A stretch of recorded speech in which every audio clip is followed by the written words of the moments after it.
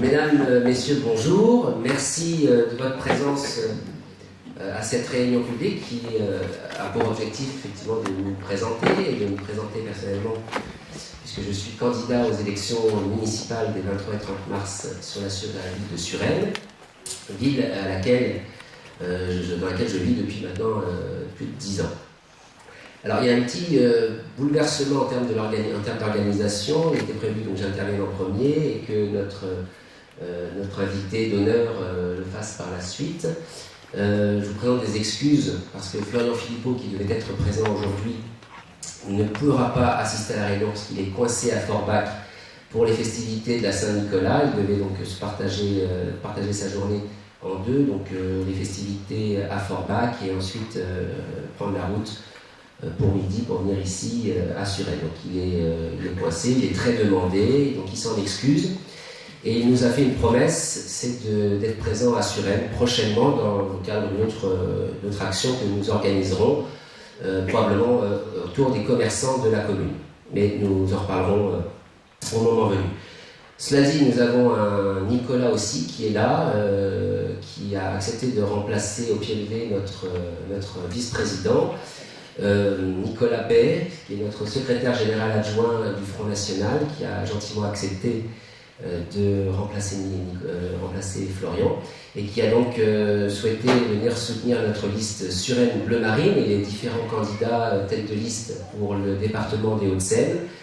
Je vais lui donner la parole parce qu'il avait des impératifs, forcément il avait prévu autre chose lui de son côté, donc il va prendre exceptionnellement la parole en premier, c'est le petit bouleversement dont je vous parlais tout à l'heure, et j'aurai plus de temps moi ensuite pour étayer un peu mon action et ce que je souhaite faire, ce que nous souhaitons faire, parce que c'est une liste, nous avons 42 colistiers pour Suresnes, donc ce que nous comptons faire pour notre commune, nos orientations. Voilà, donc je laisse la parole à Nicolas Bay, je vous demande de lui faire un chaleureux accueil pour le remercier d'être parmi nous aujourd'hui.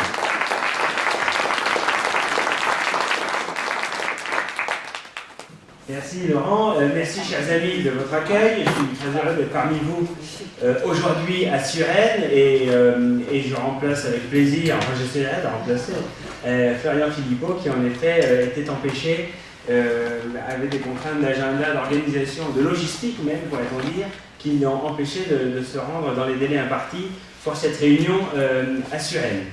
Chers amis, merci de votre présence cet après-midi. Et au-delà de votre présence cet après-midi, merci de votre engagement comme militant, comme adhérent, comme même simple sympathisant du Front National et de son combat pour ces élections municipales ici à Suresnes. J'en profite pour saluer dans la salle un certain nombre de voisins, bien sûr le secrétaire départemental Rémi Carignon qui a une lourde tâche. Vous savez qu'au Front National, un secrétaire départemental, il est à la fois l'autorité politique, le porte-parole en quelque sorte du mouvement dans le département, et puis il a aussi une très lourde responsabilité, c'est l'organisation, c'est le rôle structurel, disons.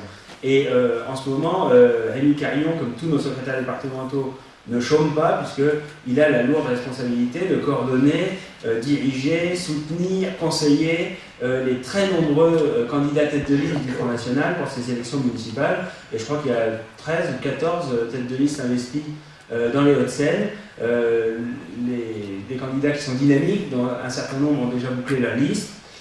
Et c'est grâce au travail acharné de l'équipe départementale dirigée par Rémi. J'en profite également pour saluer la présence du candidat de plusieurs candidats, même des communes voisines, Julien Dufour, candidat à Boulogne-Billancourt, Florian Dufay, candidat à Nanterre, et puis bien sûr Laurent, qui est donc le candidat de Suresnes. Chers amis, vous le savez, le Front National a décidé de s'investir massivement dans ces élections municipales avec un objectif clair et ambitieux, celui d'être présent dans tous les départements et notamment dans les communes les plus importantes dans chaque département. Il ne s'agit pas d'un combat secondaire. On pourrait penser que le combat du Front National est un combat national destiné à rétablir le peuple français dans ses droits fondamentaux, à rétablir la souveraineté nationale, à assurer la prospérité économique, etc. Et tout ça, on ne le fera pas au niveau local. Mais en réalité, les échecs, les écueils, les dérives que l'on constate dans la politique menée au niveau national, aussi bien par l'UMP pendant 5 ans que par le Parti Socialiste aujourd'hui, eh bien on les retrouve finalement à peu près à l'identique dans la vie politique locale.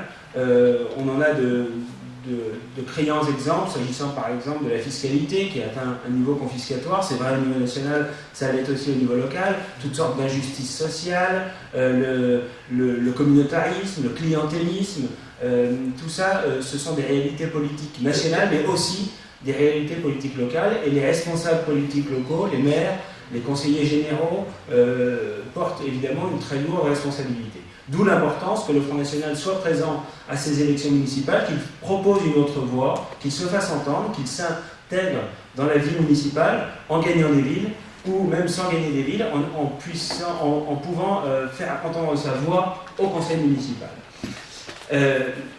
Il y a 18 mois, les Français, à une courte majorité, ont choisi François Hollande comme président de la République. Ils n'ont pas été subjugués par son charisme. Ils n'ont pas non plus d'ailleurs été enthousiasmés par un programme du Parti Socialiste qu'ils ne connaissent pas, ou en tout cas qu'ils n'ont pas lu. En réalité, ils ont d'abord voulu sanctionner Nicolas Sarkozy, qui pendant 5 ans s'est attaché à mener une politique exactement contraire à ses promesses de campagne de 2007. Il s'était engagé à baisser l'immigration, il l'a augmenté, il s'était engagé à baisser la dette de la France, elle a augmenté de 500 milliards en 5 ans, ce qui est la hausse la plus spectaculaire de l'histoire de la République. Il s'était engagé à baisser la fiscalité, il a créé 31 taxes et impôts supplémentaires dans tous les domaines. Il s'est moqué ouvertement des Français, il s'est essuyé les pieds sur eux comme sur un paillasson. Et évidemment, il l'a fait d'ailleurs dès son élection, puisque, souvenez-vous, quelques jours après avoir été élu, il a fait entrer la gauche au gouvernement, y compris d'ailleurs dans des ministères régaliens, ce qui immédiatement a donné le ton de son quinquennat. Et en réalité, s'il y a une similitude totale entre la politique menée hier par Sarkozy et aujourd'hui par Hollande, c'est pour une raison très simple, c'est parce qu'ils ont la même feuille de route. La feuille de route de Bruxelles, la feuille de route ultralibérale et mondialiste qui est imposée non plus aujourd'hui par les technocrates, mais directement par les banquiers. Et on le voit d'ailleurs de façon très concrète, quand il y a un pays de l'Union européenne qui ne marche pas tout à fait droit, eh bien on lui parachute à sa tête, comme Premier ministre, un cadre dirigeant d'une grande banque. Ça a été le cas par exemple en Grèce, ça a été le cas en Italie, ça arrivera peut-être un jour en France, au train où vont les choses. Mais on voit bien que c'est la grande finance qui donne le là, avec des politiques, des responsables politiques qui aujourd'hui sont totalement dociles. Et puis alors, ils font comme Sarkozy, ils essayent de faire croire que ça vient d'eux, mais en réalité, ils n'ont plus aucune marge de manœuvre. Ils ont renoncé à l'exercice du pouvoir politique. Et l'Assemblée nationale aujourd'hui, pour 80% de son activité, ne fait que retranscrire dans le droit français des directives européennes. Dans tous les domaines, la situation s'est dégradée pendant 5 ans et elle continue de se dégrader aujourd'hui. Et ce qui est vrai, encore une fois, au niveau national, l'est aussi au niveau local. Je prendrai quelques exemples rapidement, non pas que vous ne les connaissiez pas déjà, mais parce qu'il est utile, quand on se lance dans une campagne municipale, de se remémorer un certain nombre d'arguments importants à faire valoir à ceux qu'on essaye de convaincre quand on est sur le terrain, quand on distribue des tracts, quand on colle des affiches, ou quand on discute avec les voisins. C'est important parce qu'aujourd'hui, beaucoup de nos compatriotes ont été déçus à la fois par l'UMP et par le PS, voient dans le Front National une autre voie, mais ont souvent besoin d'un peu de pédagogie. On essaie de les convaincre, de leur montrer en quoi non seulement nous faisons le bon constat, non seulement nous levons un certain nombre de tabous, mais en plus nous avons un projet complet, cohérent, crédible et applicable. Et là encore, ça se décline parfaitement aussi au niveau local. D'ailleurs, nos candidats vont présenter des projets, ce sera le cas de Laurent ici avec son équipe, des projets complets s'agissant par exemple de l'urbanisme, qui est évidemment une liberté communale très importante, menacée d'ailleurs aujourd'hui directement par les intercommunalités forcées, mais c'est vrai aussi s'agissant de la vie économique et dans bien d'autres domaines sur lesquels je vais revenir dans quelques instants. Prenons 4 grands axes de campagne qui seront déclinés localement au municipal, qu'on développera également dans le cadre des élections européennes, puisque vous savez que les élections européennes interviennent à peine 2 mois après les élections municipales. Nous arrivons dans un cycle électoral chargé, où nous avons de bonnes raisons d'être optimiste parce que les Français semblent, d'après les élections partielles, qui sont des sondages grandeur nature, et puis d'après les enquêtes d'opinion, semblent vouloir se tourner assez massivement vers nous. Alors, quelques axes de campagne importants. D'abord, l'immigration, qui reste un problème absolument central dans notre pays. Vous le savez, pendant 5 ans, Nicolas Sarkozy a favorisé l'immigration, quoi qu'il prétendait. Il faisait des sauts de puce partout en expliquant qu'il faisait le contraire. Mais en réalité, il a fait entrer 200 000 étrangers légalement chaque année, auxquels se sont ajoutés des dizaines de milliers de clandestins. On reste avec Manuel Valls sur la même tendance, une immigration toujours massive, pour une raison d'ailleurs simple, c'est qu'on laisse grande ouverte les frontières, ça c'est l'Europe qui nous l'a imposé, avec la libre circulation des capitaux, des biens et des personnes, et puis on n'a pas supprimé toutes les incitations à l'immigration, ce que Jean-Marie Le Pen appelait les pompes aspirantes. Et en réalité, celui qui fuit la Libye ou la Syrie en guerre, eh bien, il regarde la carte du monde, et puis s'aperçoit que le pays où il aura les intérêts, les avantages sociaux les meilleurs de la planète, eh bien c'est la France. Il y a un Eldorado français. Nous savons qu'il n'y en a plus. Nous savons que nous n'avons plus les moyens, si tant est que nous les ayons eu un jour, de cette générosité invraisemblable. Nous savons que cette immigration porte un coup très grave à notre économie, vient plomber nos comptes publics et nos comptes sociaux, mais pour ces gens-là, évidemment, il y a un Eldorado français. Pourquoi? Parce qu'ils savent qu'en France, ils vont être mieux traités que les citoyens français. Alors je prendrai quelques exemples. J'étais il y a quelques jours à Brest, et un de nos amis, un de nos adhérents du Finistère, me disait qu'il était retraité agricole. Il gagne 492 € par mois. Eh bien, celui qui n'a jamais cotisé ni travaillé en France, qui a 65 ans et qui est justifié de 5 ans, ce qui n'est pas beaucoup, de résidence sur le territoire national, il a le droit à l'allocation de solidarité pour les personnes âgées, c'est-à-dire l'équivalent de la retraite à taux plein de la sécurité sociale, environ 850 € et 1100 € pour un mois. Voilà un exemple très concret. Les Français sont moins bien, ils n'ont pas le même traitement que les étrangers. Ils sont moins bien traités que les étrangers dans leur propre pays.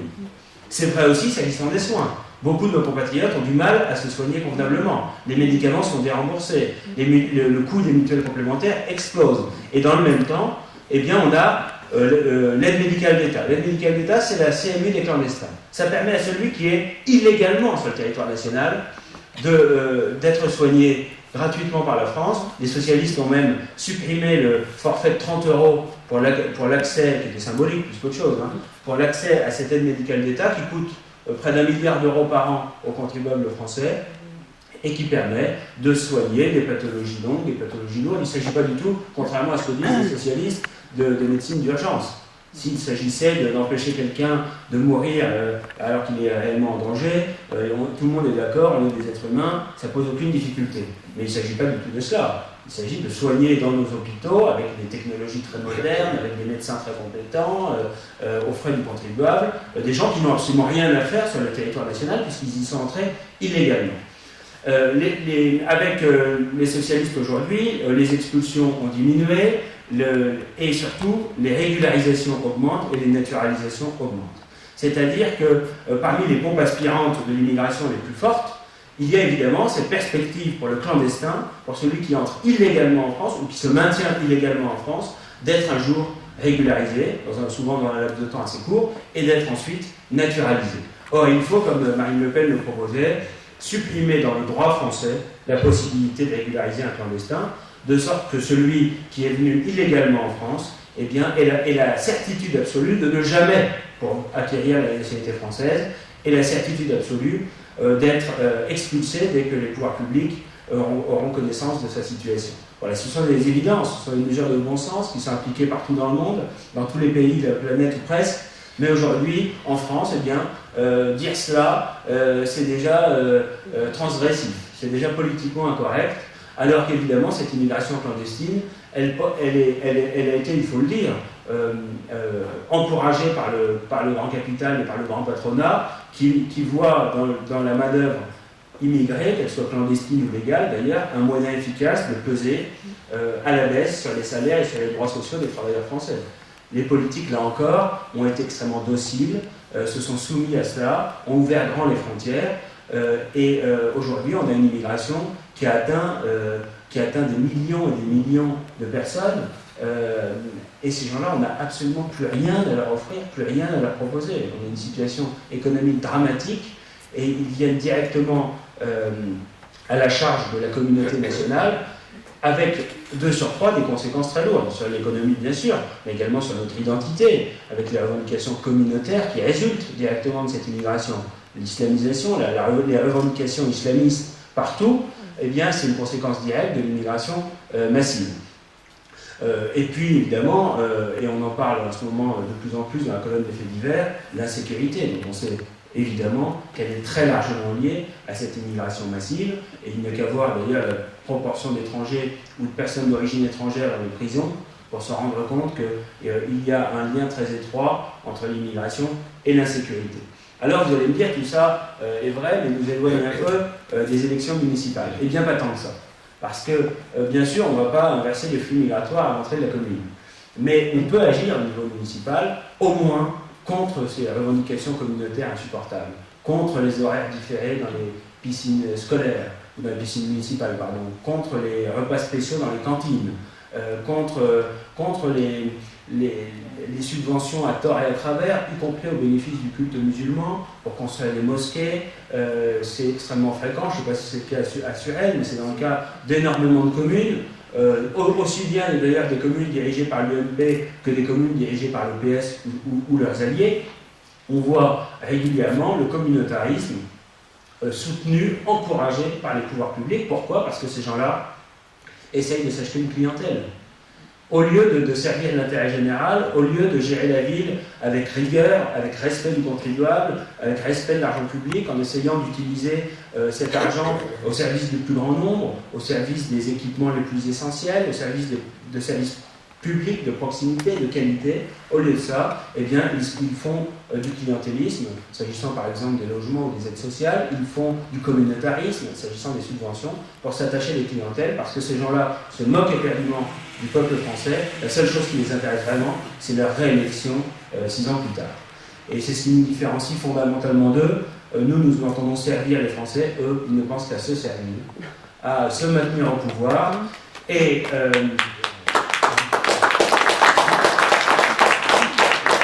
tout le système UMPS et cette bipolarisation artificielle entre la droite et la gauche est construite pour maintenir au pouvoir ces gens qui se ressemblent comme deux gouttes d'eau, dont les politiques sont tout à fait analogues quand elles ne sont pas identiques, et pour nous écarter, nous, du jeu démocratique. Alors évidemment, les Français sont de plus en plus lucides. On voit bien aujourd'hui que, à mesure qu'ils se tournent vers nous, une recomposition politique est en marche. Mais bien sûr, nous devons, pour qu'elle devienne effective, être présents partout sur le territoire. Un autre domaine où la faillite des pouvoirs publics est totale, là encore aussi bien au niveau national que local, c'est bien sûr le deuxième I dans les axes de campagne, c'est l'insécurité. L'insécurité, dont vous savez que Nicolas Sarkozy avait prétendu en faire un défi qu'il relevait personnellement. Il s'était engagé sur cette voie-là. Il a fait là encore tout le contraire. Il a diminué de 15 000 les effectifs de police et de gendarmerie tout au long de son quinquennat. François Hollande s'était engagé à reconstituer ses effectifs. Il n'en a rien fait. Il ne les a pas diminués, mais il ne les a pas réaugmentés. Moyennant quoi, on a une situation absolument dramatique, une délinquance de plus en plus violente, de plus en plus brutale, de plus en plus barbare, même dans certains endroits. De surcroît, un dispositif judiciaire qui lui aussi est en faillite totale, en raison à la fois de la gangrène de la gauche au sein de la magistrature, des faibles moyens de la justice et du laxisme généralisé dont Mme Taubira, d'ailleurs, est l'emblème. Alors, je sais qu'on n'a pas le droit de dire du mal de Mme Taubira. Madame Taubira, c'est une icône. Donc si vous dites du mal, si vous exprimez ne serait-ce qu'une réserve sur la politique qu'elle mène, immédiatement vous êtes accusé de racisme, de sexisme, etc. Bon. Mais bien nous, au Front National, nous revendiquons le droit de dire tout le mal que nous pensons de tout ce qu'a fait Madame Taubira depuis qu'elle est ministre. Et d'ailleurs, nous soulevons, comme Jean-Marie Le Pen l'a fait il y a quelques jours, le problème de fond, à savoir qu'une personne qui est séparatiste guyanaise, qui est pour l'indépendance de la Guyane, c'est-à-dire qui veut qui veut l'indépendance d'un territoire de la République et qui se trouve aujourd'hui à la tête d'un très grand ministère régalien, c'est le ministère de la Justice. Ça pose un problème extrêmement grave. Je ne reviendrai pas sur la loi sur le mariage pour tous, qui a porté gravement atteinte à la famille, à l'institution du mariage, et plus récemment les lois extrêmement laxistes. J'ai vu hier dans l'avion qu'elle a été, dans le journal, je disais qu'elle voulait assouplir la législation s'agissant du cannabis, alors que ça détruit notre jeunesse. On voit bien que c'est une personne qui n'a qu'un objectif, c'est le laxisme généralisé. Dans tous les domaines, on préfère s'intéresser aux délinquants qu'à la victime, on préfère favoriser, améliorer la vie, les conditions de vie des délinquants, au mépris total des victimes qui sont des Français honnêtes, courageux, travailleurs, et qui payent leurs impôts. Et c'est ça qui est absolument insupportable dans la politique qui est menée actuellement. Et s'agissant du laxisme judiciaire, il y a évidemment un impact dramatique sur la sécurité, parce que c'est le sentiment d'impunité totale. Celui qui commet un délit grave, normalement sanctionné de 10 ans de prison par le code pénal, eh bien, il a peu de chances, parce que les moyens et les effectifs de police ont été réduits, peu de chances d'être attrapé. S'il est réellement interpellé, il a ensuite pas tout, il ne sera pas systématiquement déféré devant la justice. S'il est déféré devant la justice, il subira une peine souvent 4 ou 5 fois inférieure à ce que prévoit le code pénal. Il aura par exemple 2 ans de prison ferme. Et ensuite, une fois qu'il a eu 2 ans de prison ferme, au lieu de le mettre 2 ans effectivement à l'ombre, eh bien, grâce à Mme Taubira et à Mme Dati, d'ailleurs avant elle, eh bien, on va lui mettre un petit bracelet autour de la cheville et on va le laisser sortir. Au revoir monsieur, et on vous souhaite une bonne journée. Et ça, évidemment, ça crée un sentiment d'impunité totale. Le délinquant, le criminel en France se dit qu'il ne risque pas grand-chose. Il y a des pays dans le monde où, pour la même chose, il risque la peine de mort. Évidemment, c'est un peu dissuasif. Alors, aller commettre son forfait en France, c'est beaucoup plus confortable, ça pourrit la vie des Français, évidemment, ça a un impact considérable sur la qualité de vie, concrètement, indépendamment des drames, indépendamment des situations personnelles des victimes, dont la justice bien souvent se désintéresse. D'ailleurs, c'est un des problèmes de la France, qui ne place pas la victime au cœur du processus judiciaire. Mais indépendamment même de cela, ça crée une ambiance générale insupportable à vivre pour beaucoup de nos compatriotes, et toujours les plus modestes, parce que ceux qui sont les principales victimes de cette insécurité, c'est bien sûr ceux qui habitent dans les quartiers un peu moins favorisés. Et on voit bien là encore que le laxisme de la gauche, ceux qui en souffrent le plus, ce sont les catégories sociales les plus fragiles, les plus vulnérables. La gauche, là encore, est aux antipodes de ce qu'elle prétend être, c'est-à-dire qu'elle sert, une fois de plus, dans ce domaine comme dans les autres, d'autres intérêts que ceux du peuple français. Alors, là encore, vous allez me dire, l'insécurité, mais la sécurité publique, c'est une fonction régalienne de l'État. Ça n'est pas une compétence municipale. Eh bien oui et non, parce que quand on est dans une situation comme celle-là, quand il y a une carence manifeste des pouvoirs publics au niveau national, eh bien la responsabilité des pouvoirs publics locaux, que ce soit la mairie, le conseil général ou le conseil régional, c'est évidemment de faire en sorte que la sécurité des Français, première des libertés, soit enfin appliquée. Et le maire dispose de moyens réels pour améliorer la sécurité de ses concitoyens. Encore faut-il qu'il les utilise, qu'ils les mettent en œuvre. On peut avoir des polices municipales qui fassent un vrai travail complémentaire de la police nationale, à condition que ce soit des vrais policiers, équipés comme des policiers, armés comme des policiers, et pas des gens qui sont habillés comme des policiers, qui n'ont aucun pouvoir, aucun équipement, aucune arme, et qui du coup sont des cibles extrêmement vulnérables. Parce que c'est ça qui se passe aujourd'hui. Les maires utilisent les policiers municipaux pour mettre des PV sur les pare-brises, pourrir la vie des automobilistes, porter atteinte aux petits commerces dans les centres-villes, aux bénéfices, là encore, du grand capital, c'est-à-dire les grandes surfaces. Et dans le même temps, on a une insécurité qui se développe et une police municipale qui n'est absolument pas en situation de s'attaquer efficacement à cette insécurité. Eh bien, nous, au Front National, nos candidats défendront la création ou la réorganisation de polices municipales équipées, armées, qui feront un vrai travail de sécurité publique. Et puis les maires ont d'autres leviers d'action efficaces pour améliorer la sécurité, la vidéoprotection dans certains endroits. C'est également le cas pour l'agencement urbain, évidemment, qui doit l'éclairage public. Tout ça peut avoir, lorsqu'il est bien organisé, peut avoir un impact réel pour améliorer la sécurité et la tranquillité des citoyens. Et évidemment, dans l'état actuel de la France, compte tenu de l'insécurité généralisée qui touche aujourd'hui tous les territoires, c'est vrai en zone urbaine, mais c'est vrai aussi en zone rurale, où les cambriolages ont explosé. Et avec l'arrivée des Roms au 1er janvier, sans frontières, sans aucune difficulté, ils pourront venir de Hongrie, de Roumanie ou de Bulgarie et s'installer en France, gageons que ça ne s'améliorera pas. Par conséquent, la sécurité publique, c'est un problème fondamental, parce que s'il n'y a pas de sécurité, il n'y a pas de prospérité économique. S'il n'y a pas de sécurité, il n'y a plus de pacte républicain, il n'y a plus de cohésion nationale.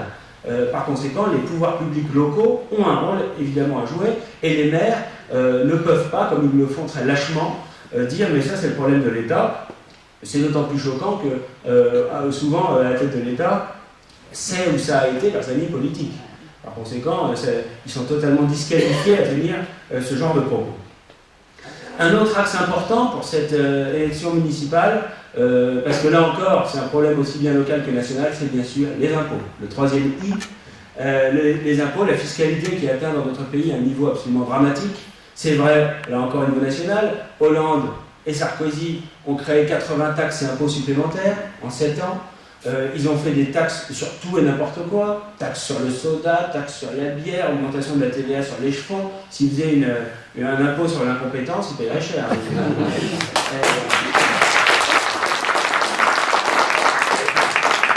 Et ce qui est le plus choquant, c'est qu'on demande des sacrifices toujours plus importants aux Français sans jamais faire d'économies dans aucun domaine. On pourrait faire des économies. Parce que là, quand ils créent des impôts et des taxes supplémentaires qui sont vécus à juste titre très douloureusement, parce que là encore, ce sont les Français les plus modestes qui en font les frais.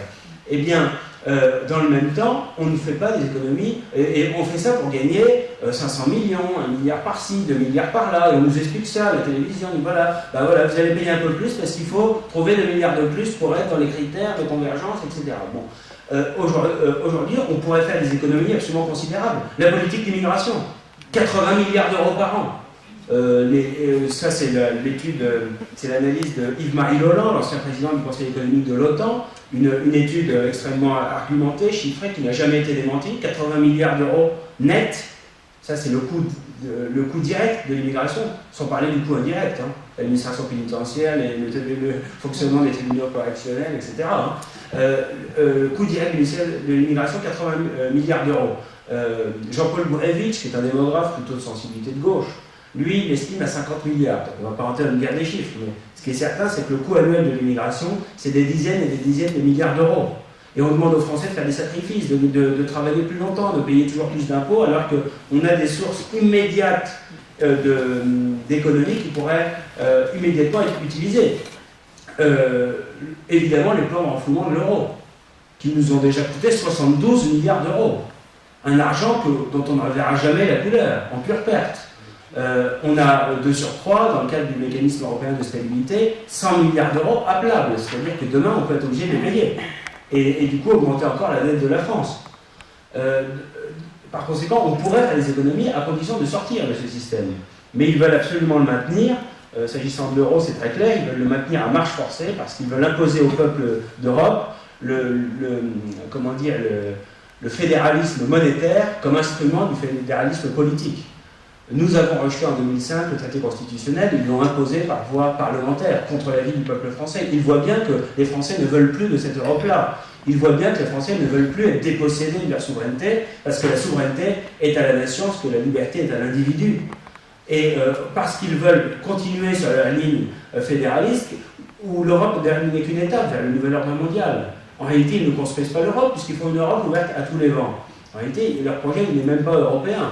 Il est totalement mondialiste, ultralibéral, réduisant les individus à un rôle au mieux d'acteurs économiques, au pire de produits économiques. C'est ça leur projet de société. Et c'est ce qu'ils essayent de nous imposer à marche forcée. C'est pour ça qu'ils nous demandent de maintenir en survie artificielle cette monnaie unique européenne dont on voit bien qu'elle ne sert pas nos intérêts. En disant l'euro a provoqué une hausse spectaculaire des prix, un effondrement du pouvoir d'achat. La politique de l'euro fort menée par la BCE n'a guère servi que les intérêts de l'Allemagne au détriment de tous les autres peuples de la zone euro. Et aujourd'hui, on a une balance commerciale déficitaire de 70 milliards d'euros. Évidemment, on aura intérêt à retrouver notre liberté monétaire, à utiliser la monnaie comme un instrument au service de notre économie, comme un outil. Ce que font tous les peuples du monde. L'anomalie, c'est l'Europe. L'anomalie, c'est l'Union européenne telle qu'elle s'est construite. L'anomalie, c'est cette monnaie unique imposée au peuple. Tous les pays du monde ont leur liberté monétaire, ont la possibilité d'évaluer leur économie, leur monnaie, en fonction de l'état de leur économie. La Suisse, qui n'est peut-être pas un pays du tiers-monde, la Norvège, qui n'est pas non plus un pays du tiers-monde, ont leur liberté monétaire. Et d'ailleurs, ces pays-là, qui sont pourtant dans la zone économique européenne, résistent mieux que les autres, beaucoup mieux que les autres. Par conséquent, on voit bien que cette folle politique de fédéralisme dans tous les domaines, y compris monétaire, nous porte gravement atteinte et a un coût exorbitant. Parce que les 70 milliards qu'on a déjà payés, les 100 milliards qu'on va payer sans doute dans les prochains mois, cet argent, jamais on ne le reverra. C'est en pure perte pour enflouer non pas les États, non pas pour servir les peuples, mais uniquement pour servir les banques. Les banques qui se sont déjà engraissées sur le dos du contribuable et qui vont continuer à le faire. La loi Rothschild de 1973, qui impose aux États non plus d'emprunter à la Banque centrale, mais sur les marchés financiers, a permis aux banques de gagner des centaines de milliards d'euros. Notre dette publique actuelle, elle atteint les 2000 milliards, dont 1400 milliards sont constitués uniquement des intérêts d'emprunt payés aux établissements financiers pendant 40 ans. Si on avait la possibilité d'emprunter, que le Trésor public emprunte directement à la Banque centrale à taux faible ou à taux nul, eh bien notre dette publique, elle serait aujourd'hui à 500 milliards et pas à 2000 milliards. Et c'est là où on se rend compte que ce système-là, il n'est pas inéluctable. Les difficultés que notre pays connaît aujourd'hui ne résultent pas de la fatalité. Ça résulte uniquement de choix politiques délibérés, d'une politique idéologique, mondialiste, ultralibérale qui dessert tous nos intérêts. Alors, en matière fiscale, bien sûr, ce qui est vrai au niveau national, avec des impôts qui ne cessent d'augmenter, 1,2 million de contribuables supplémentaires parmi ceux qui ont les ressources les plus modestes, avec François Hollande, on voit à quel point il met une politique sociale, ambitieuse, hausse de TVA, hausse de CSG, alignement de la CSG des retraités sur celle des actifs, et j'en passe. Eh bien, localement, c'est la même chose. Localement, les taxes foncières, taxes d'habitation ont explosé, taxes sur les ordures ménagères, et puis on essaye de diluer les responsabilités avec les intercommunalités. On crée des couches supplémentaires dans le millefeuille avec un objectif bien précis, c'est d'éloigner le citoyen du centre de décision, de faire en sorte qu'il y ait une certaine opacité, et s'il y a une certaine opacité, on dilue les responsabilités. Avant, quand les impôts locaux augmentaient, les gens allaient voir le maire en disant « Qu'est-ce que vous faites ?» Aujourd'hui, le maire, il dit « Ah, c'est pas moi, c'est l'intercommunalité. » Voilà, c'est la communauté d'agglo. Et puis demain, ils vont dire « C'est la métropole. » Alors là, plus personne ne sait qui fait quoi, plus personne ne sait comment ça marche, plus personne qui a élu qui, etc. L'objectif, c'est quoi? C'est de faire en sorte qu'il n'y ait plus de responsabilité réelle des élus. Et cette hausse de fiscalité, si elle s'accompagnait de services de qualité, de proximité, elle pourrait se justifier dans une proportion raisonnable, j'entends. Mais là, c'est tout le contraire. Partout en France, on paye toujours plus d'impôts locaux pour toujours moins de services. Les taxes, je prendrai un exemple, les taxes sur les ordures ménagères, elles ont explosé partout. Et pourtant, en même temps, vous êtes devenus tous des éboueurs. Vous faites le travail des éboueurs à leur place. On vous demande d'avoir 12 poubelles dans votre jardin, chacune avec un couvert différent. Vous devez faire vous-même le tri. Si vous ne faites pas le tri, ça va très mal se passer, etc. Bref, on est obligé de faire le travail à leur place. Et en même temps, on continue à payer toujours davantage des impôts qui ne cessent d'augmenter. Si encore il y avait une amélioration effective des services, mais là c'est exactement le contraire. Et on le voit également dans les investissements. Toutes les mairies actuellement, et je pense que Suresnes n'est pas une exception, ont une hausse continue du ratio des dépenses de fonctionnement, de communication, de personnel, au détriment des investissements. C'est-à-dire au détriment de l'avenir, au détriment de ce qu'on va léguer aux générations futures, des équipements essentiels, de l'entretien des bâtiments. Également, on a aujourd'hui une politique des collectivités territoriales, c'est vrai dans les municipalités, c'est vrai aussi dans les régions, où nous avons des élus qui voient cette dérive. Une espèce de politique au fil de l'eau, où on laisse tout filer, où en réalité on augmente sans cesse les dépenses de fonctionnement, on fait de la communication, on fait croire que les collectivités agissent, et elles n'agissent plus sur rien. Il n'y a plus aucun projet structurant, il n'y a plus aucune vision à long terme. Parce que ces gens-là pensent qu'il y a une chose, c'est sauver leur peau, se faire réélire 3 ans ou 5 ans ou 6 ans après, au mépris total du contribuable.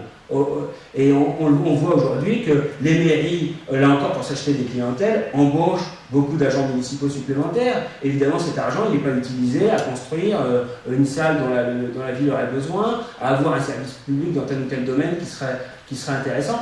On voit très bien que la politique qui est menée par les mairies aujourd'hui, c'est une politique totalement irrespectueuse des habitants et de leur portefeuille. Et c'est ça que nous dénonçons aujourd'hui. Parce que ce clientélisme, ce communautarisme, ces subventions à tort et à travers, ça a un coût exorbitant pour le contribuable. Voilà, c'est pas simplement que c'est choquant qu'il y en ait qui aient des avantages que d'autres n'ont pas. C'est que ça a un coût exorbitant.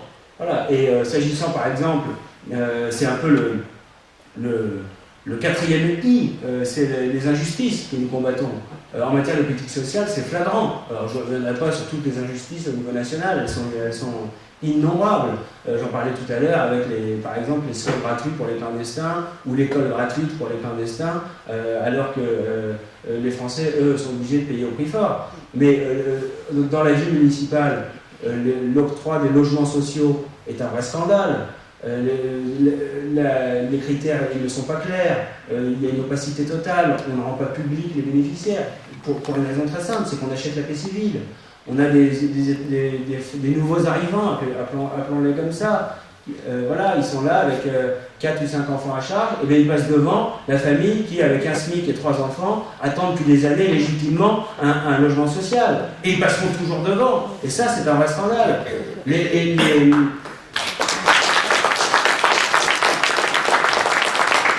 allocations qui sont accordées par les CCAS, c'est la même chose. Il faudrait rendre public à la fois les critères, vérifier qu'ils soient réellement appliqués, avec un contrôle possible des citoyens d'ailleurs. On pourrait très bien avoir des représentants directs des citoyens dans ces conseils, dans ces centres communaux d'action sociale. Et puis ensuite, rendre public les bénéficiaires. Après tout, il n'y a pas de honte à bénéficier de la solidarité nationale quand on est en difficulté. Nous sommes, nous, pour une vraie politique sociale. Nous pensons simplement qu'une vraie politique sociale, des vrais services publics, c'est possible, mais à une condition, c'est qu'on se protège, que la terre entière n'en soit pas bénéficiaire. Oui, on peut avoir une solidarité nationale avec 70 millions de nos compatriotes, on ne peut pas l'avoir avec 7 milliards d'hommes à travers de toute la planète qui viendront tous réclamer des avantages sociaux dans notre pays. C'est ça le problème qu'on a aujourd'hui en France. Et ce qui se passe dans les mairies est un vrai scandale parce que le clientélisme se fait comme ça, les maires s'achètent une clientèle nouvelle, là encore au détriment toujours des plus fragiles, toujours de ceux qui devraient légitimement, parce qu'ils ont travaillé longtemps et qui se retrouvent un jour en difficulté, ils devraient bénéficier de la solidarité nationale. Et ils ne peuvent pas en bénéficier, pourquoi? Parce qu'il y a des gens qui passent avant eux alors qu'ils n'ont rien à faire là. Voilà, chers amis, en quelques mots, les quelques axes de campagne. Alors évidemment, nos candidats développeront de façon beaucoup plus détaillée leur projet municipal, y compris dans les aspects techniques, c'est très important. Mais ce que je voulais vous dire, c'est que le combat que nous menons pour les municipales, finalement, s'inscrit dans notre combat national. Et les défauts des politiques menées au niveau local, on les retrouve évidemment tout à fait à l'identique au niveau national. Mais ces élections municipales, elles ont une autre importance pour le Front National. C'est qu'elles correspondent à une nécessité, c'est la nécessité de la crédibilité du Front National. Quand Marine Le Pen a été élue à la tête du mouvement en janvier 2011, elle s'est attachée à relever 2 grands défis. Le premier, dont on a beaucoup parlé, c'est celui de la dédiabolisation, qui consiste non pas à renier nos valeurs, non pas à cacher nos idées, au contraire, mais simplement à nous montrer tels que nous sommes, loin des caricatures qui ont été souvent colportées contre nous, parce qu'en fait, on s'aperçoit que pendant 40 ans, nos adversaires, n'ayant pas d'arguments, fuyant le débat de fond, voulant échapper à tout prix au débat démocratique, n'ont eu de cesse de nous insulter, de nous injurier. Pourquoi? Parce qu'on disait la vérité. Voilà. Honneur à ceux qui, avec Jean-Marie Le Pen, dans les premières années, ont dit la vérité, par exemple sur l'immigration, quand vous aviez le troupeau bêlant qui disait que l'immigration c'était formidable, qui venait reconstruire la France, qui faisait les travaux que les Français ne veulent pas faire. Vous avez entendu toutes ces antiennes grotesques. Aujourd'hui, parce qu'il y a une poignée d'hommes au début et les Français sont venus ensuite grossir les rangs qui ont dit ces vérités-là, aujourd'hui, eh bien les Français sont lucides et beaucoup se rangent derrière nous parce que on a montré à cette occasion que nos dirigeants avaient la qualité la plus importante en politique, la plus essentielle, en politique au sens noble du terme, c'est cette capacité à prévoir, cette capacité à anticiper et ne pas avoir comme horizon ultime la prochaine petite échéance électorale ou le dernier sondage qui vient de paraître. Être un vrai responsable politique, ça consiste à anticiper les grands phénomènes, les grandes mutations, les grands défis à 20 ans, 30 ans de distance. Et en 72, quand Jean-Marie Le Pen lance le Front National et dit la vérité sur l'immigration, il montre qu'il a cette qualité-là. Et quand j'ajouterais que quand Marine Le Pen, pendant la présidentielle, dit la vérité sur l'euro, que personne ne va entendre parce que ça fait peur, parce que les gens se disent ce système il est peut-être à bout de souffle, mais on ne voit pas bien quoi faire. Ils ont un peu le sentiment qu'on leur demande de sauter dans le vide quand on leur dit il faut sortir de ce système-là.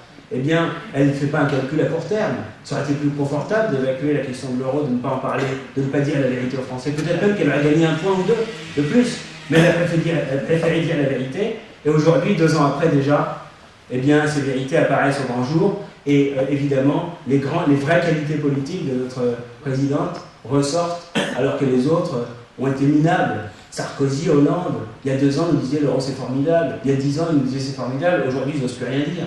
Mais ils n'osent même pas avouer que cette monnaie unique européenne, elle n'a plus aucune perspective. Et qu'il faudra évidemment envisager son évolution. Pas forcément en sortir brutalement, bien sûr. Et peut-être envisager de transformer l'euro monnaie unique en euro monnaie commune, qui permettrait de rétablir des libertés monétaires, etc. Enfin bon, c'est un autre débat, mais comment dire, la dédiabolisation, pour revenir à mon propos, évidemment, c'est nous montrer tel que nous sommes vraiment et faire en sorte que lorsque nos adversaires essayent de nous insulter, eh bien ça ne marche plus. Et je crois que ce processus, il est bien engagé. Il n'est jamais terminé, il y a encore des tentatives. Il y a quelques autorités morales autoproclamées qui essayent, ça et là, de nous accuser de racisme, etc. Ça revient régulièrement, mais globalement, beaucoup de nos compatriotes, y compris ceux qui ne votent pas encore pour nous, ne croient plus à ces insultes, à ces anathèmes qu'ils ont entendus pendant des années et des années. Il y a encore des tentatives. La dernière en date, c'était l'affaire du tireur de Paris, où ils ont essayé de nous rediaboliser quand même. C'est-à-dire que le tireur de Paris, on entendait immédiatement, vous le savez, il a attaqué des journalistes à Libération, à BFM TV, immédiatement, on a entendu quelques voix s'élever en disant, en sous-entendant que ça pourrait être du côté de chez nous que cette personne serait issue. Madame Fourest ne cachait pas que pour elle, c'était sans doute les gens qui tenaient des discours opposant les uns aux autres, vous voyez ce que je veux dire, qui seraient à l'origine du parcours idéologique de ce tireur. Et on sentait dans les commentateurs, dans les prétendus experts, etc., que si seulement il pouvait être ne serait-ce que le voisin de palier de l'adhérent du Front National. Et alors, on a eu la vérité assez vite. Le lendemain, ou sur le lendemain, je ne sais plus, quand on écoutait la radio le matin à 7h, d'un seul coup, ce n'était plus le tireur fou, c'était devenu un déséquilibré. Oui. Il était le tireur. Bon. Et quelques minutes après, on apprend son identité, Abdelhakim Bekar, qui était un militant d'extrême gauche proche des milieux islamistes. Ça veut dire que les tentatives de dédiabolisation, elles existent, mais qu'elles ont évidemment de moins en moins d'efficacité. Ils ont moins de talent que leurs prédécesseurs dans ce domaine, pour essayer de nous accuser de tout et de n'importe quoi. Et puis il y a un deuxième défi. Une fois celui de la dédiabolisation relevé, c'est celui de la crédibilité. La crédibilité, c'est à la fois bien sûr avoir un projet cohérent, complet, chiffré. Marine Le Pen était la seule candidate à la présidentielle à avoir chiffré son projet, quand tous les autres nous expliquaient que notre projet ne tenait pas la route, mais ils étaient incapables ni d'exposer le leur, ni de chiffrer. Voilà. Or, c'est la moindre des responsabilités que de dire voilà ce que je vous propose, ça va coûter tant, ça va rapporter tant, voilà comment on équilibre, voilà comment on désendette, c'est ce que nous avions fait. Et d'ailleurs, la présentation que nous avons faite n'a pas été contestée. Personne n'a été capable d'opposer l'argument construit à ce projet présidentiel qui était chiffré. Mais bien sûr, la crédibilité, ça n'est pas seulement le projet. C'est aussi montrer, il y a une deuxième facette, c'est montrer que nous avons l'organisation humaine qui est capable de porter ce projet. Montrer que non seulement il y a Marine Le Pen au niveau national, qui est l'alternative aux Hollande, Sarkozy, Copé, Fillon, etc., mais qu'il y a aussi partout, à tous les étages de la vie politique, des représentants locaux du Front National, qui eux aussi sont l'alternative au maire UMP, aux députés socialistes, au conseiller général communiste, etc., etc. C'est-à-dire montrer que le Front National est au plus près des préoccupations de nos compatriotes, à leur côté, et est visible. Et c'est ça l'enjeu des municipales. L'enjeu des municipales, c'est d'avoir des centaines de listes dans toutes les communes importantes où l'élection est politisée, parce que dans un petit village, ce n'est pas le cas. Et ensuite, avoir des élus municipaux, parce que là où on aura des listes, on aura des élus, c'est une certitude, compte tenu des bons résultats dont on nous crédite. Et ces élus municipaux bleu-marine partout en France, ils pourront faire un travail de fond pendant 6 ans, être implantés, connus, identifiés du grand public, identifiés des médias locaux, ils pourront faire entendre la voix localement du Front National en continu sur tous les sujets, et à ce moment-là, on gagnera énormément en crédibilité. Parce que les Français verront non seulement qu'on a un projet national, qu'on a des dirigeants nationaux, mais qu'on a aussi des gens qui localement incarnent l'alternative au système local du MPS. Et c'est ça l'enjeu des municipales. Si, pour les élections de 2015, pour les régionales et départementales, on peut s'appuyer sur un maillage d'élus municipaux. Si Marine Le Pen à la présidentielle peut s'appuyer sur 1000 ou 1500 élus municipaux bleu-marine partout en France qui se feront l'écho de sa candidature, qui seront des relais de terrain, eh bien à ce moment-là, on sortira considérablement renforcé, à la fois dans notre puissance d'action, mais également dans notre crédibilité. Et c'est ça l'enjeu des municipales. Bien sûr, c'est de gagner des villes. Et je pense que nous gagnerons des villes. Notamment dans le sud-est ou dans le nord-Pas-de-Calais.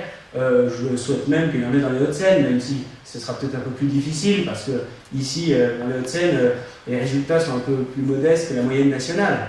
Mais en revanche, ici, dans les Hauts-de-Seine, nous aurons des élus partout. Nous allons passer la barre des 10%, y compris dans des villes réputées un peu plus difficiles, comme ici à Suresnes.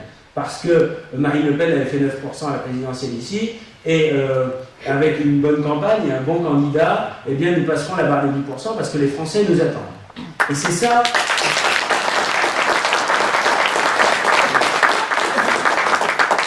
Et c'est de ça dont il s'agit, chers amis. On ne fait pas de la politique, on ne sacrifie pas notre temps libre, nos loisirs, nos familles, pour se faire plaisir et pour faire du témoignage. Le but, et c'est ce qu'attendent les Français, c'est que nous puissions appliquer nos idées au niveau local et au niveau national, exercer les responsabilités. Et c'est de ça dont il s'agit aujourd'hui. Les Français nous attendent. Il faut le considérer non pas en se reposant sur nos lauriers ou en vendant la peau de l'ours, mais il faut le considérer comme une exigence considérable. Le Front National pourrait devoir exercer les responsabilités, même peut-être plus vite que nous le pensons nous-mêmes. Je le dis avec, sans solennité excessive, mais avec une certaine gravité, ça pourrait arriver plus vite qu'on le pense. On a une culture de mouvement politique d'opposition, et honneur à ceux, nombreux, y compris dans cette salle, qui ont mené ce combat-là depuis parfois des décennies, ce combat d'opposition farouche à ce système UMPS qui porte si gravement atteinte à notre peuple. Mais demain, parce que les Français ont été déçus successivement et dans un laps de temps court par l'UMP et par le PS, ils pourraient demander au Front National d'exercer les responsabilités. Ça pourrait arriver assez vite. Un mouvement qui est à 20% des voix, il peut être demain à 30 ou à 35 et accéder réellement aux responsabilités. Et donc il faut y être prêt. C'est pour ça que lorsqu'on fait ce travail de maillage territorial, c'est pas simplement pour se faire plaisir, pour se gargariser d'avoir une belle organisation. C'est parce que demain, les Français vont nous demander de les défendre, vont nous demander de disposer enfin des leviers de commande pour inverser le cours des choses, pour changer la politique qui est menée. Et c'est ça aussi l'enjeu des municipales. C'est pour ça que nous ne traitons pas, vous le savez, ce scrutin comme secondaire. Au contraire, ça fait 1 an qu'on se prépare à une présence massive aux élections municipales parce que la France nous attend. Et nous avons cette capacité, nous, à rassembler le peuple français quand les autres ne font que le diviser.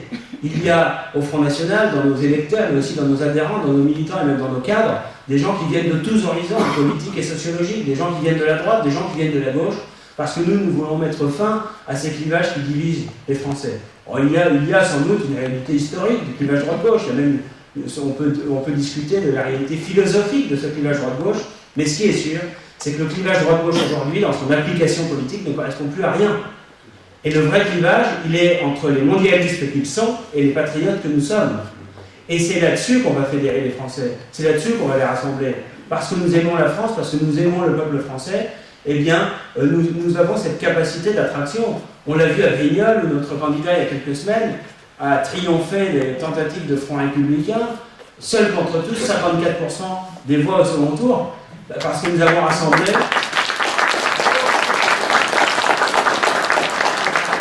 Parce que dans un fief de gauche, nous avons rassemblé des électeurs déçus de la gauche. Ceux qui avaient voté Hollande en se disant il va mener une politique un peu plus sociale que l'UMP dans ces temps de crise. Ce sera peut-être pas formidable, mais ce sera un peu moins pire. Ces gens-là qui sont écœurés par la politique ultralibérale qui est menée par le gouvernement aujourd'hui. Eh bien, à Brignoles, très concrètement, dans ce fief de gauche, la gauche s'est totalement effondrée, l'UMP n'en a pas du tout profité, parce que cette UMP elle n'est pas attractive et qu'elle a mené avant la même politique. Donc ils ont plafonné à 20 ou 22%, et notre candidat a fait 40% au premier tour, 54% au deuxième tour. Ça montre concrètement qu'aujourd'hui on peut rassembler des Français de tous horizons et transformer la grogne et la révolte en espoir. On voit aujourd'hui, sous des formes d'ailleurs assez diverses, les bonnets rouges, mais il n'y a pas que ça, on voit que les Français aujourd'hui légitimement se révoltent. Il y a un vent de révolte qui souffle dans notre pays, c'est vrai.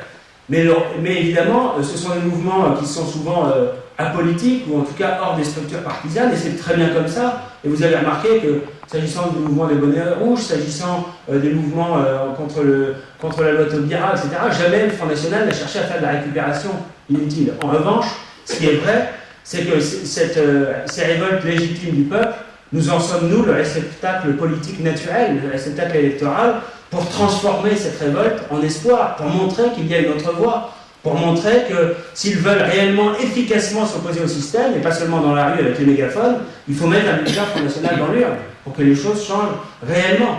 C'est ça, c'est un message d'espoir que nous portons, un message de rassemblement du peuple français, un message d'espoir, et il est certain que nous allons, en mars prochain, obtenir de belles victoires. Au cantonal, en 2011, vous l'avez connu ici dans les Hauts-de-Seine, nous avons eu la vague bleu marine. Une première étape du renouveau de notre courant politique assez spectaculaire. L'année dernière, avec la candidature présidentielle de Marine Le Pen et nos candidats législatifs, ça a été le Rassemblement bleu marine. Et bien en mars prochain, en mars 2014, pour ces municipales, nous aurons le raz-de-marée bleu marine.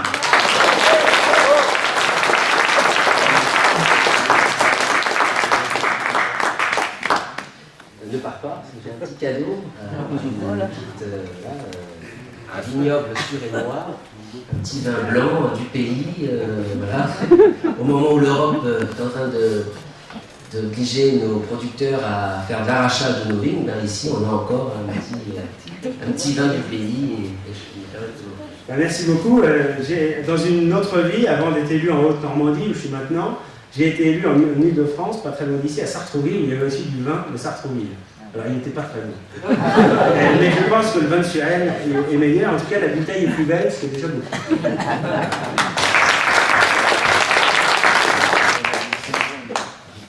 Merci encore une fois, Nicolas, d'être venu soutenir les candidats du Front National et du Rassemblement de Marine dans les Hauts-de-Seine.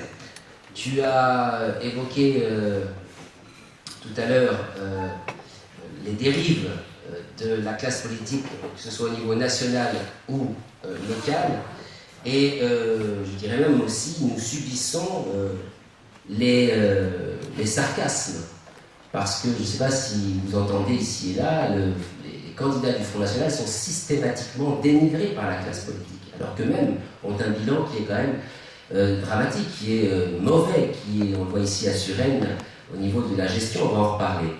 Mais je crois qu'on n'a pas à rougir, nous, candidats du Front National et du Rassemblement bleu marine, mais même si c'est vrai, nous n'avons pas spécialement beaucoup d'expérience en termes de mandat, pour la plupart nous sommes novices, c'est vrai, mais je tiens à dire que les élections, c'est pas la caste, c'est pas réservé à une caste. Les élections sont ouvertes à n'importe quel citoyen. Nous sommes en démocratie, et en démocratie, n'importe quel citoyen peut prétendre à se présenter aux élections, et alors que les autres eux, semblent ne faire que carrière. Moi, quand j'entends le mot carrière en politique, ça me fait hérisser le poil, parce que nous ne nous engageons pas en politique pour faire carrière, nous nous engageons pour défendre les intérêts et l'intérêt général. Alors, nous n'avons pas à rougir, nous, candidats du Front National, des élus UMP, PS qui ne cessent de nous dénigrer. C'est vrai, nous avons notre formation politique forme ces candidats. D'ailleurs, je tiens à saluer l'initiative de Louis Alliot, vice-président du Front National à la formation, pour avoir créé le Forum Bleu Marine. Merci Rémi, qui a vocation à former les candidats que nous sommes à la gestion municipale. Moi, en tant que simple électeur, moi, ça me rassure de voir qu'une formation politique investit, met de l'argent pour justement permettre à ces élus d'être le jour J, le jour venu, eh bien, de bons conseillers municipaux, de bons maires, de bons élus qui auront la tâche de représenter leurs électeurs et d'avoir surtout à gérer des dossiers. Parce que moi, en ce qui me concerne, et mes colistiers également, nous nous sommes engagés ici à Suresnes dans un objectif bien précis. C'est de pouvoir peser, de pouvoir vous représenter déjà au sein du conseil municipal, représenter nos idées au sein du conseil municipal, mais c'est aussi d'y dénoncer les abus, les dérives, et Dieu sait qu'il y en a. Moi, je voudrais remercier Alexandre qui a fait un excellent travail de prospection au niveau des comptes de la commune. Ça n'a pas été simple d'y accéder, effectivement, mais nous avons réussi par la force de ténacité, et il est arrivé de pouvoir, merci Alexandre, de pouvoir accéder, que nous ayons en tant que citoyens, c'est la loi, pouvoir accéder effectivement à ces comptes. Nous avons le dos large, on a l'habitude, mais ça ne va pas nous freiner dans notre ardeur que d'arriver aux affaires. Vous nous avez énormément manqué, je vous le dis, même si aujourd'hui le Front National apparaît être l'une des grandes alternatives. Moi, je peux vous le dire, nous avons été absents, le Front National a été absent des élections municipales pendant 2 mandats dans cette commune. Nous sommes aujourd'hui en ordre de bataille, nous sommes dans les starting blocks, nous sommes bien décidés à batailler et à faire notre grand retour au sein du conseil municipal pour pouvoir justement peser sur les décisions qui sont prises souvent dans votre dos. Vous savez, la classe politique dans son ensemble, n'ayant plus rien à proposer à nos électeurs, et je rebondis à ce que disait Nicolas Bay à l'instant, cherche des moyens détournés pour effectivement vous faire croire, vous faire miroiter qu'ils sont en train d'agir dans votre intérêt, qu'ils sont à l'action. C'est le cas avec le dernier débat sur les parachutes dorés, vous savez, qui a été le grand scandale hypocrite de la classe politique concernant les parachutes dorés et les indemnités que se font verser les grands patrons qui ont pourtant failli à leur mission. Eh bien, il y a du cynisme dans ce débat, parce que ce débat, effectivement, il est justifié. Cette colère que nous avons, ou que nous pouvons ressentir à l'égard de ces patrons qui provoquent des licenciements, mettent dans la précarité de nombreux de nos compatriotes. Le cynisme de la classe politique, c'est qu'ils ne se détournent l'attention en omettant qu'eux aussi sont coupables et responsables de la situation dans laquelle nous vivons, et que ce qu'ils dénoncent chez les autres pourrait s'appliquer à eux-mêmes. Parce que, à Suresnes, trouvez-vous normal qu'un maire puisse, ou un élu, on ne va pas non plus citer que M. Dupuis, mais que des élus qui ont fait mener une politique néfaste en ayant effectivement augmenté les impôts locaux de manière considérable. Ici, les impôts locaux, la taxe d'habitation a augmenté de près de 10%, rien que sous le mandat 2008-2012. Trouvons-nous normal que des élus qui ont mené quasiment au dépôt de bilan leur commune, on l'a vu à Hénin-Beaumont, dans le Nord-Pas-de-Calais, ici nous sommes endettés à hauteur de 99 millions pour un budget de 116 millions, ils sont sans cesse obligés d'endetter la ville pour pouvoir essayer de tirer, de ficeler leur budget. Trouvons-nous normal que ces gens-là, que ces élus puissent bénéficier d'indemnités telles que nous les connaissons. moi je trouve qu'on devrait conditionner les résultats de nos élus, quel que soit, soit au niveau local ou national, on devrait conditionner leurs indemnités d'élus aux résultats qu'ils ont donnés après avoir fait un bilan de leur mandat. Ce n'est pas le cas aujourd'hui. Pire que cela, non seulement ils ne savent pas gérer, non seulement ils nous enfoncent de plus en plus dans l'endettement, mais ils ont plusieurs mandats. Ils sont cumulards. Moi, j'arrive, à moins d'avoir, je ne sais pas, sniffé une ligne de coke avant de commencer la journée de travail, je ne vois pas comment on peut mener à bien une politique en ayant plusieurs casquettes, en étant à la fois maire, en étant à la fois vice-président de la communauté d'agglomération du Mont-Valérien, en étant à la fois conseiller général, en étant à la fois président de l'office public des HLM des Hauts-de-Seine, en étant à la fois président de Suresnes Habitat. Moi, je me pose des questions.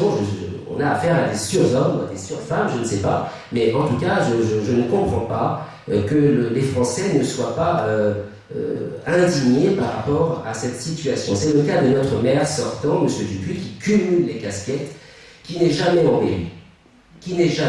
Ou très rarement, parce qu'il a trop de charges, trop de fonctions, et qui, à mon sens, est nuisible non seulement pour nous, parce qu'effectivement nous avons besoin d'avoir un maire à temps complet, c'est ce que je me propose lors de ces élections municipales d'être, un maire à temps complet au service de ses administrés.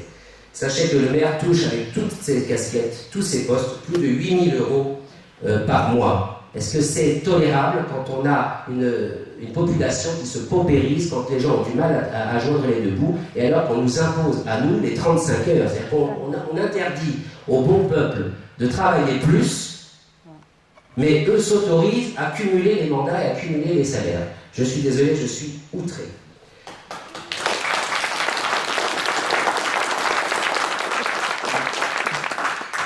Je voudrais parler de démocratie parce que, encore une fois, on ne demande jamais l'avis du peuple. À aucun moment, et c'est une question que je peux vous poser, avez-vous été consulté ici à Suresnes ou dans les villes limitrophes pour tel ou tel sujet? A-t-on été consulté sur le cumul des mandats? A-t-on été consulté par voie de référendum? C'est encore là une particularité qui nous distingue des élus et de la classe politique actuelle, c'est que nous avons, nous, pour le référendum, non seulement d'initiative populaire, mais d'initiative présidentielle par rapport à l'exécutif local, nous sommes pour qu'il y ait une totale transparence. Et pour ce faire, eh bien, nous pensons, nous, que les Suresnois doivent être associés à la gestion de leur commune, ce qui n'est pas le cas aujourd'hui. Vous n'avez jamais été interrogé concernant le musée d'histoire urbaine et sociale. Jamais, à aucun moment, on vous a demandé si vous étiez d'accord que l'on vous prenne dans vos poches pour la ville de Suresnes, la participation de la ville de Suresnes, de près de 3 millions d'euros. À aucun moment. Alors que nous avons une ville, encore une fois, qui est endettée, nous n'avons pas les moyens de nous permettre ce luxe. Un luxe d'ailleurs que je crois que toutes les villes sont en train de s'offrir, puisque même Puteaux a son musée d'histoire urbaine. Ici, les Moulineaux a également son musée d'histoire urbaine et sociale. Alors, je ne vois pas l'intérêt de ce musée qui coûte, encore une fois, non seulement en termes d'investissement, et bien sûr au niveau du coût que cela pèse sur les frais qu'ils vont engendrer, et maintenance et de masse salariale. Savez-vous que dans le premier poste de dépense ici à Suresnes, c'est la masse salariale. Nous avons 43 milliards d'euros, je me trompe, 43 millions d'euros de masse salariale. C'est considérable pour une commune comme la nôtre, et on vient, encore une fois, y ajouter systématiquement de nouveaux emplois par le biais de cette création de musée d'histoire urbaine qui coûte à la ville et à la communauté d'agglomération réunie 5 millions d'euros.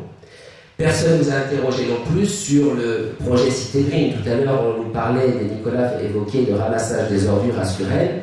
Nous payons déjà une taxe d'habitation sur le ramassage des ordures, et nous allons avoir la grande surprise après les élections municipales, j'en ai parlé par voie de tract dernièrement, nous allons nous voir encore une fois taxés pour le tri sélectif, c'est-à-dire que vous allez On va vous peser, chaque déchet que vous allez générer au quotidien sera pesé et vous serez facturé, vous recevrez une sorte de deuxième impôt chez vous. Ça sera délibéré après les élections municipales, ça sera imposé, et je crois que le programme est déjà appliqué à Sèvres, où il y a déjà des complications parce que surtout au niveau des logements, des grandes résidences, où effectivement il est très difficile de répartir cette taxe ou ce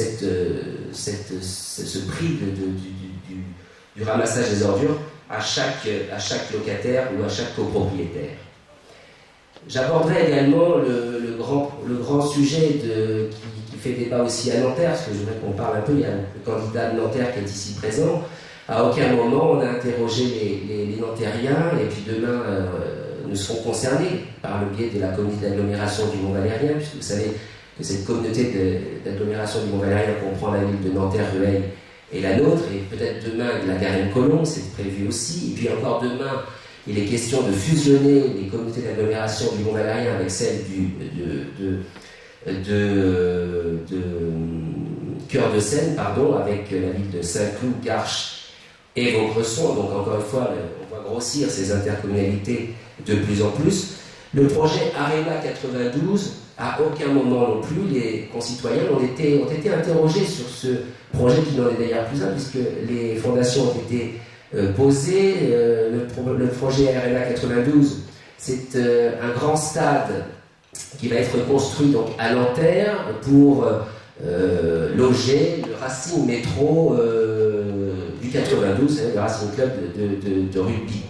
Alors qu'ils disposent déjà à Colombes d'un stade qui est tout à fait fonctionnel aujourd'hui. Moi je ne vois pas encore l'intérêt de dépenser 350 millions d'euros qui sortent aussi de vos poches, non seulement des Nantériens, mais du département lui-même, puisque la grosse majorité du financement de ce grand stade multimodal d'Europe, le plus grand d'Europe, est financé par le Conseil général des Hauts-de-Seine. Alors, je parle de démocratie parce que non seulement on n'interroge pas les gens démocratiquement, on ne leur demande pas de s'exprimer par la voie des urnes, par voie référendaire, mais quand il y a en plus de ça des associations de riverains, parce qu'il va y avoir énormément de problèmes à Nanterre aussi par rapport à ce grand stade qui va générer des nuisances sonores, qui va générer également des problèmes de maintien de l'ordre, et qui va avoir un impact considérable sur la valeur immobilière des personnes qui vivent autour.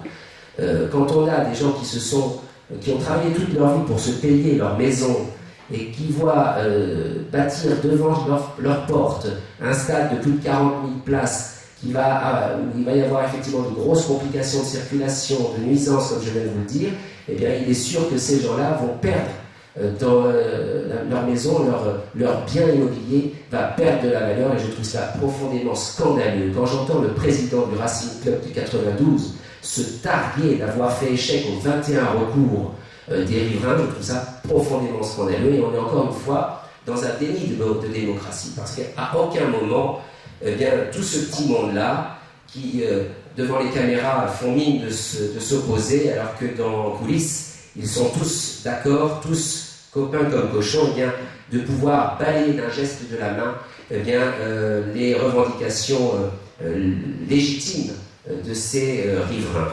Tout est comme ça, mesdames et messieurs, que ce soit ici à Suresnes, que ce soit à Nanterre, que ce soit à Boulogne-Billancourt, à Puteaux, à Courbevoie, nous aurons aussi des listes. Tout passe de la même façon. Nous sommes dans le déni du peuple. On n'interroge plus le peuple. On ne lui donne même pas la possibilité de s'informer de son argent, comment il est dépensé. Je prends l'exemple du journal municipal de Suresnes qui est là, qui finit souvent malheureusement dans les poubelles, et pour cause, parce qu'à aucun moment ce journal n'est utilisé comme un outil d'information réelle concernant les dépenses publiques, concernant le financement de telle ou telle association, concernant l'attribution de tel ou tel logement. Nicolas Bay tout à l'heure en évoquait le manque de clarté dans certaines attributions de subventions, et pardon, à aucun moment cet organe local ne sert à informer les Suresnois sur tel ou tel vote de tel ou tel budget. À aucun moment, et je le regrette parce que c'est l'une des revendications que nous avons sur notre projet municipal, c'est d'utiliser justement cet outil pour informer les gens de la manière dont est utilisé leur argent et dont il est dépensé. Et de permettre aussi à l'opposition, même si on n'est pas d'accord avec elle, de pouvoir s'exprimer dans ce journal, alors qu'aujourd'hui, ils n'ont que des miettes pour pouvoir le faire. Je demanderai en conseil municipal eh bien, que chaque formation politique représentée au conseil municipal ait au moins une page maximum d'expression libre pour pouvoir garantir la liberté d'expression et le pluralisme, me semble-t-il. Ça me semble important en termes de démocratie. Nous avons évoqué tout à l'heure également le problème des EPCI, vous savez, ces collectivités territoriales. Très difficile de parler après Nicolas May parce qu'il a évoqué tout ce que je voulais dire, alors je suis un petit peu décontenancé. Mais les millefeuilles administratifs, ce millefeuille administratif, ce sont des strates qui viennent s'ajouter les unes aux autres et qui ce millefeuille administratif a été vendu comme la panacée en termes d'économie. C'est-à-dire qu'on nous avait promis que tout cela générerait des économies, que c'était pour mutualiser, fusionner les différents services de telle ou telle ville.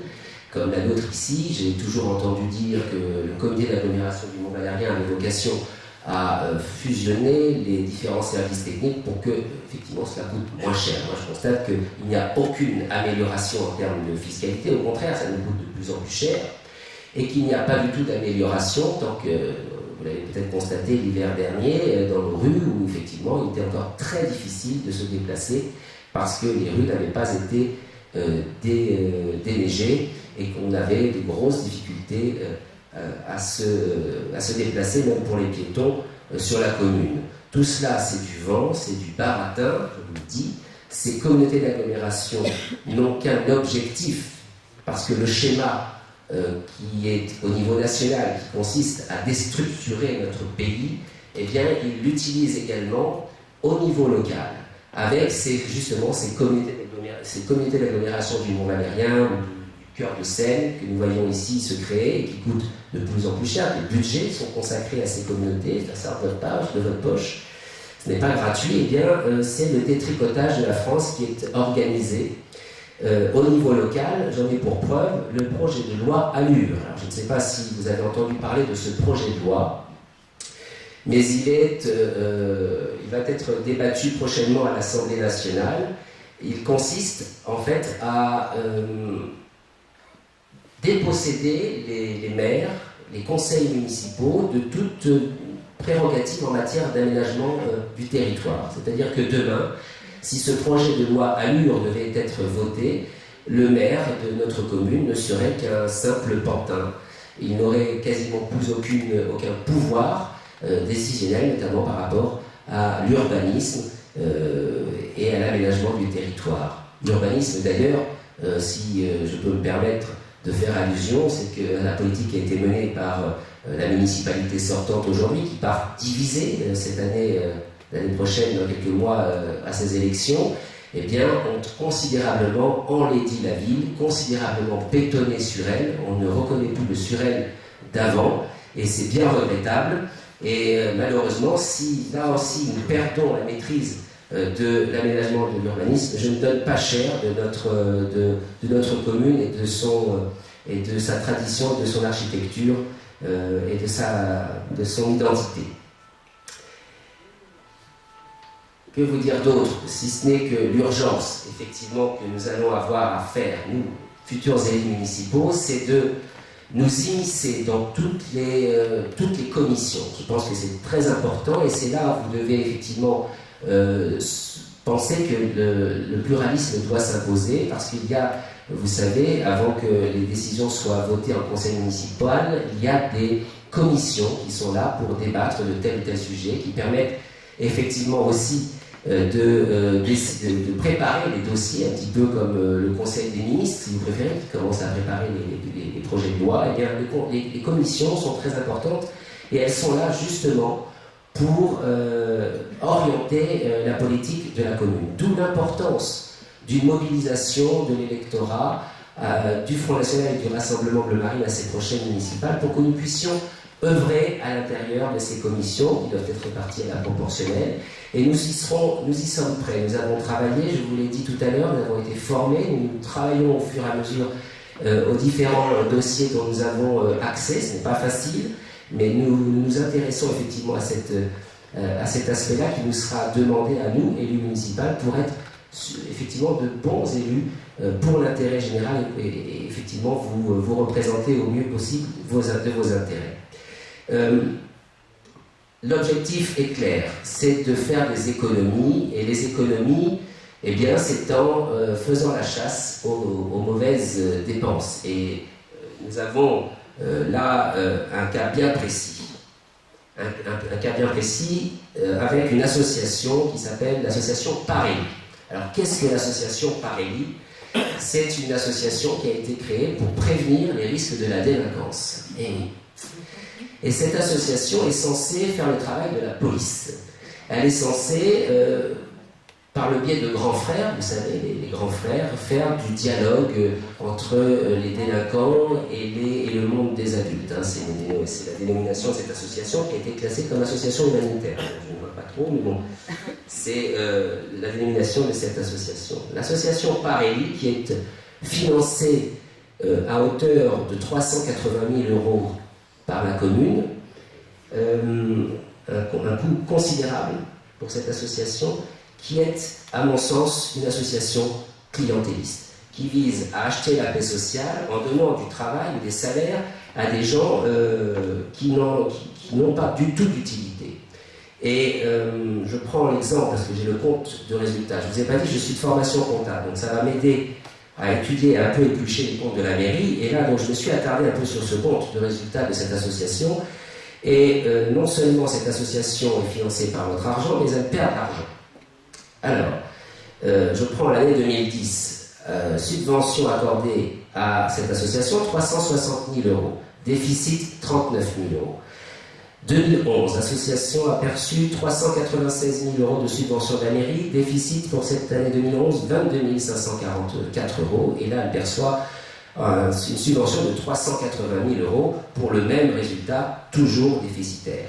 Et si on regarde ce compte de résultats pour cette association, on s'aperçoit que sur la totalité de l'argent qui est perçu de subvention qui est attribuée par la mairie, eh bien, je donne un exemple, sur 396 000 € de subvention, il y a 332 684 € de salaire, de rémunération, de frais de personnel. Et alors vous faites un calcul, il y a 7 membres dans cette association, 332 687, vous faites le calcul et vous savez combien ils se touchent par mois. Eh bien ça, vous voyez, je trouve ça proprement scandaleux, et voilà où sera notre utilité au sein de ce conseil municipal. Cette association est légale, les comptes ne sont pas truqués, ça a été approuvé par un expert comptable, par le commissaire aux comptes, c'est un rapport du commissaire aux comptes, donc il n'y a pas de fraude, mais il y a là un flagrant délit de clientélisme et d'association qui, encore une fois, n'a pas vocation à percevoir cette somme d'argent, alors que j'entends parmi mes adversaires politiques qui se moquent de mon projet de réorganisation des forces de police municipales sur la ville de Suresnes, parce que vous savez que ici, toutes les forces de police sont concentrées dans le bas de Suresnes. Hein.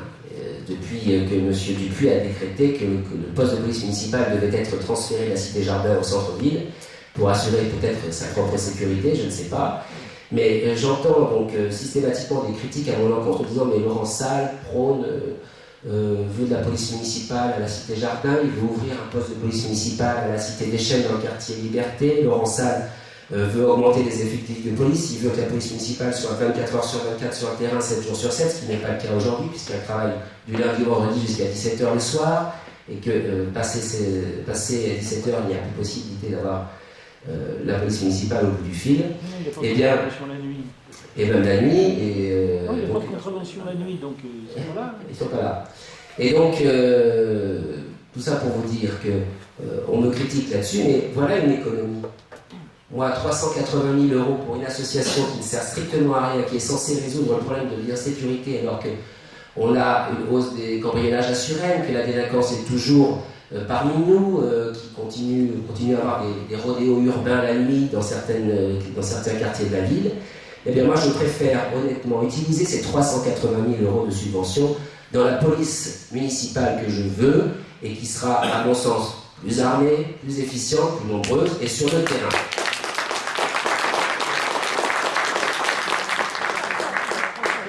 Le scandale dans l'histoire, parce que si on poursuit un petit peu l'étude du bilan de cette association, c'est que sur cet argent qu'elle perçoit, elle investit dans des OPCVM. Alors c'est quoi les OPCVM? En fait, pour vous résumer le truc, elle boursicote. Alors c'est tout à fait légal, il n'y a aucun problème là-dessus. Elle touche, rien que pour l'année 2011, ces OPCVM, donc ces organismes de placement collectif aux valeurs mobilières de placement, lui ont rapporté la bagatelle de 51 000 €, rien que pour l'année de 2011. Alors moi, il y a quelque chose qui m'interpelle quand même là-dedans, c'est que non seulement cette association perçoit de l'argent, elle place une partie de cet argent dans des OPCVM, mais elle trouve le moyen d'être encore déficitaire. Et quand on touche 51 000 €, 51 198 € et 10 centimes de valeur immobilière de placement, on a de quoi éponger son déficit, me semble-t-il.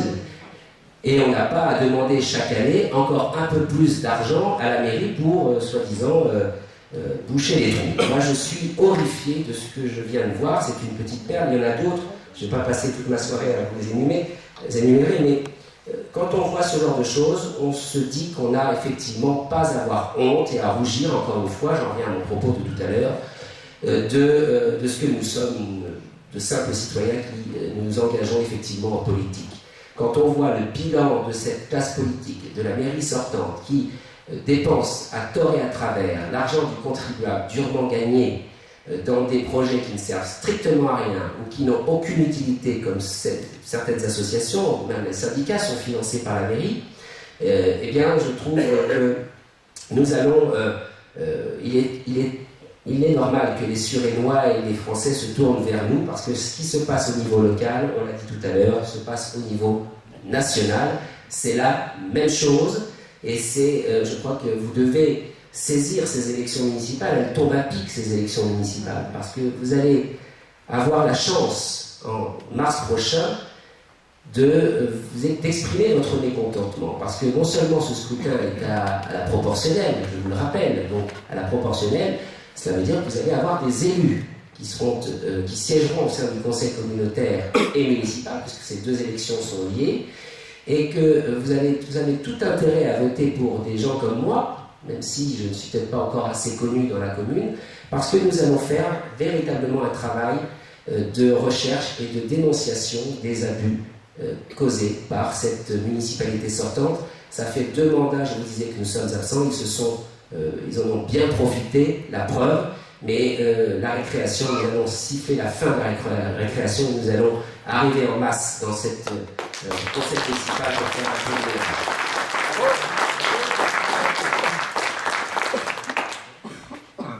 Voilà, je vais en terminer là. J'ai beaucoup de choses à vous dire, mais je pense que la campagne servira justement, cette campagne électorale servira à des formations politiques comme la nôtre de nous faire entendre. Encore une fois, je voudrais remercier tous ceux qui mettent la main à la pâte dans cette élection. Je ne suis pas tout seul. Nous avons 42 colistiers, 42 Suresnois, citoyens, qui se sont joints à nous et qui nous permettent de vous dire que nous serons présents effectivement aux élections municipales en mars prochain, nous sommes dans l'ordre de bataille. Je remercie toutes les petites mains qui ont pu permettre à cette réunion d'exister aujourd'hui. Je remercie tous ceux qui ont distribué des tracts dans les boîtes aux lettres. J'aurais préféré que vous soyez beaucoup plus nombreux, mais vous êtes là, vous allez pouvoir relayer l'information, parler de nous aussi autour de vous. Et donc, merci infiniment à tous mes colistiers, à tous ceux, à Nicole Hervé, qui est commerçante, qui est seconde de liste et qui est là. Merci Nicole. Merci à Frédéric Saint-Gala, qui est secrétaire juridique, qui est conseillère, qui sera aussi sur ma liste municipale en position vigile. Merci à Alexandre Rezette, son travail d'investigation, comme je vous l'ai dit tout à l'heure, dans les comptes de la mairie. Et puis merci à vous aussi, merci aux Suresnois d'avoir fait la gentillesse de venir m'écouter, de pouvoir me présenter, de vous donner un petit peu l'axe de ma campagne et ce à quoi je souhaite m'atteler une fois élu conseiller municipal, du moins si vous me faites l'honneur de me porter au conseil municipal. Nous ne gagnerons pas la ville, nous ne l'aurons pas. Mais je pense que nous pouvons effectivement faire élire un bon nombre de conseillers municipaux dans cette municipalité de Suresnes. Vous nous avez manqué, mais sachez que nous allons rattraper ce retard et que nous allons travailler d'arrache-pied pour vous, pour vos intérêts. C'est en tout cas ma volonté. Je suis quelqu'un de très sincère, un peu ému, je pense que vous devez le voir. Mais dans ma démarche, je suis sincère et je tiens vraiment à m'investir pour mes compatriotes, comme je l'ai fait d'ailleurs au sein de mon entreprise, puisque je suis un ancien élu du personnel. J'ai été élu du personnel au sein d'un grand fabricant de chaussures portugais, vous voyez, qui a disparu depuis, malheureusement, qui a dû faire beaucoup de licenciements suite effectivement à sa faillite. Voilà. Je voudrais profiter aussi de l'occasion, avant que vous partiez, de rappeler que Suresnes n'est pas le centre du département. Nous avons aussi d'autres listes municipales qui se présentent chez nous. J'ai évoqué tout à l'heure Courbevoie. Courbevoie, la liste est bouclée, donc il y aura une liste à Courbevoie également, qui sera donc menée par Floriane Demiot. Nous aurons une liste municipale à Saint-Cloud, chez nos voisins, menée par Guillaume Lullier, qui est directeur de cabinet de Jean-Marie Le Pen. Nous aurons une liste à Boulogne-Billancourt avec Julien Dufour qui est ici présent. Et on part de loin. Hein. Nous aurons une liste à Nanterre avec mon ami et collègue Florian Dufay, que je côtoie tous les jours. À Clichy-la-Garenne également, il y aura une liste avec Rémi Carillon. Donc vous voyez, en 2008, je crois qu'il n'y avait que 2 listes sur le département, Courbevoie et Saint-Cloud. Et bien cette fois-ci, nous sommes... et Clamart aussi, j'ai dit Clamart. Clamart avec M. Marionneau, qui a rejoint dernièrement Marine Le Pen du Front National. Donc il est soutenu. Il a fait son inauguration... Pardon ? Ah oui, j'ai ici le Moulineau aussi, effectivement. Vous voyez, donc j'en oublie parce qu'on est tellement nombreux que c'est pas bien, je vais me faire tirer les oreilles. Donc voilà, nous partons de rien, mais nous partons déjà, je vous dis, avec des listes déjà constituées qui sont prêtes à rentrer en masse dans les conseils municipaux. On peut dire qu'ils grincent des dents. Hein. C'est sûr que l'UMP, le PS, tout ce petit monde-là voit d'un sale œil notre arrivée, notre retour au sein de ce département. Mais c'est très bien, et nous allons leur mener la vie dure, nous serons corrects, bien évidemment, nous serons productifs dans nos propositions, mais nous allons leur mener la vie dure. Et sachez, mesdames et messieurs, monsieur Dupuis, que nous allons fouiner, parce que ça, nous adorons fouiner. Alors, merci encore. Il y a une petite collation qui est prévue au programme, ça se trouve derrière vous, donc...